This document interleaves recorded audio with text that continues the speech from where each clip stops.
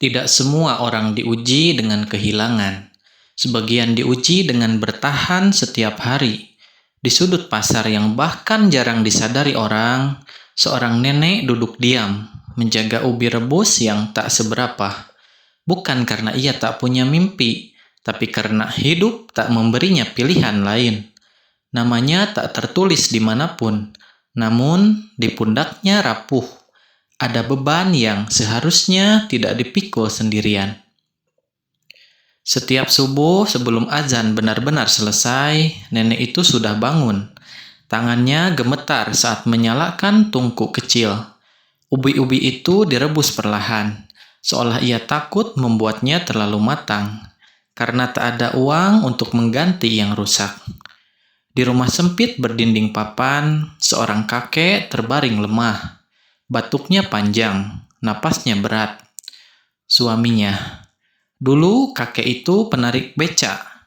Kini duduk saja sudah membuat dadanya sesak. Bismillah pak, saya jual ubi dulu ya, ujar nenek itu pelan. Seakan takut kata-katanya ikut melukai tubuh renta itu. Kakek hanya mengangguk lemah, tak sanggup menjawab, tak sanggup meminta. Pasar pagi selalu ramai, tapi keramaian tidak selalu berarti kepedulian. Nenek itu duduk di pinggir, di tempat yang bukan lapak resmi. Beberapa pedagang menatap sinis. Ada yang berbisik, ada yang terang-terangan menegur. Bu, jangan jualan di sini, ganggu jalan. Nenek itu berdiri tergesa, mengangguk berulang kali, memindahkan duduknya. Hanya untuk beberapa menit kemudian diusir lagi.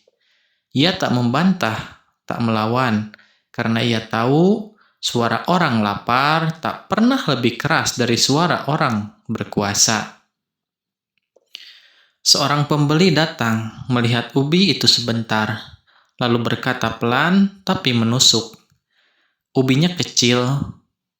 Bu, mahal? Nenek itu tersenyum. Bukan karena setuju, tapi karena tak tahu harus menjawab apa. Ia menurunkan harga, tetap tak jadi dibeli. Satu demi satu orang lewat. Sebagian pura-pura tak melihat. Sebagian benar-benar tak peduli. Ubi-ubi itu mulai dingin, dan bersama dinginnya harapan nenek itu ikut menyusut. Menjelang siang, nenek itu menunduk. Bibirnya bergerak perlahan. Tak bersuara, bukan karena tak ingin didengar orang, tapi karena doa itu terlalu pribadi. Ya Allah, aku tidak minta kaya. Cukup hari ini saja, biar bisa beli obat suamiku. Tak ada air mata yang jatuh, karena mungkin air mata pun sudah lelah keluar setiap hari. Seorang lelaki muda berhenti. Pakaiannya biasa. Wajahnya lelah seperti orang yang juga sedang diuji hidup. Ia membeli satu ubi, lalu dua, lalu semuanya. Nenek itu terkejut. Bu, doakan saya ya, kata lelaki itu singkat.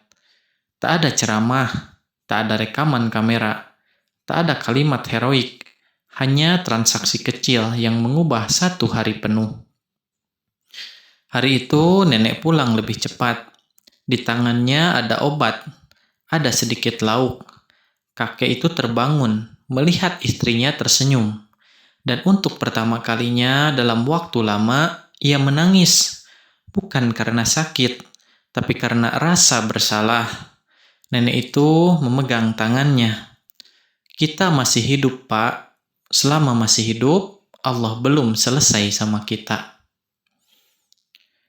Nenek itu masih berjualan ubi.